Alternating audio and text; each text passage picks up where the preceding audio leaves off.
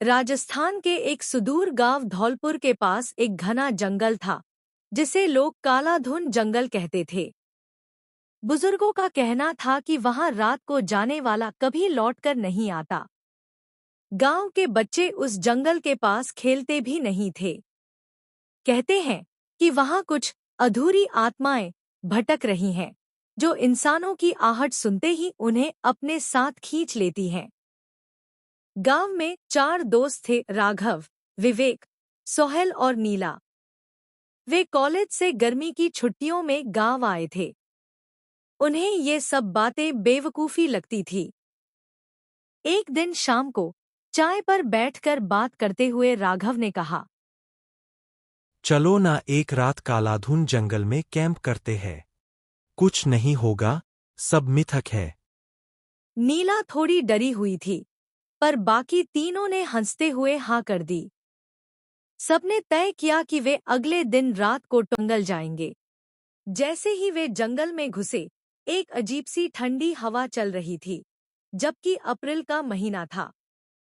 पेड़ कुछ ज्यादा ही शांत थे, जैसे वो देख रहे हों। रात होते होते उन्होंने आग जलाई।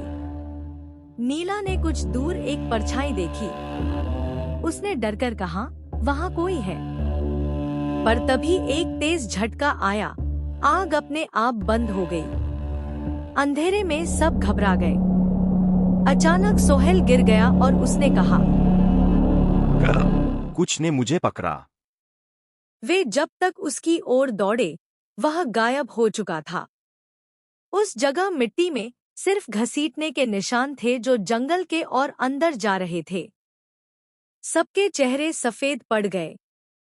नीला रोने लगी, हमें यहाँ से निकलना चाहिए।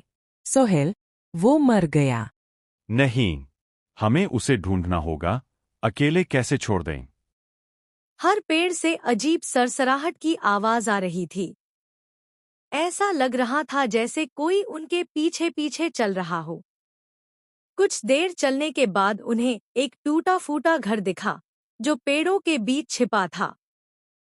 अचानक घर के पास तेज हवा चलने लगी। पेड़ हिलने लगे और जमीन कांपने लगी।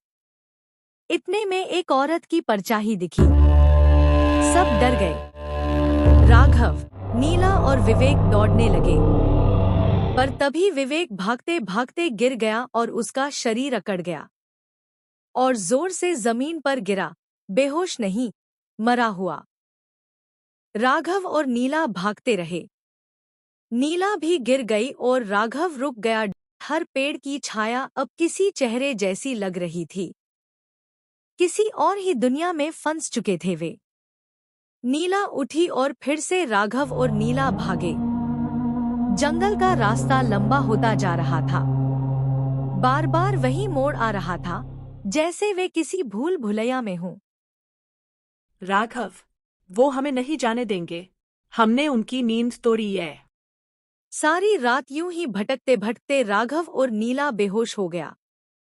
जब उसकी आंख खुली तो सूरज की हल्की किरणें उस पर पड़ रही थी। उसके बगल में नीला नहीं थी, ना विवेक, ना सोहेल। वह किसी झाड़ी के पास पड़ा था, गांव से कुछ ही दूरी पर। उठकर भागते हुए वह गांव पहुंचा। गांव वालों ने उसकी बात सुनी, लेकिन किसी ने कुछ जवाब नहीं दिया। एक बुजुर्ग ने बस इतना कहा, तुम जिंदा हो, यही बहुत पर वो लड़की नीला, शायद अब वो भी इस जंगल का हिस्सा बन गए। आज भी लोग कहते हैं, जब रात को कोई कालाधुन जंगल के पास जाता है, तो एक लड़की की चीख सुनाई देती है, राघव, मुझे बचा लो। कभी भी जंगल की चेतावनी को हल्के में न लें। शायद वो बस इंतजार कर रहे हों।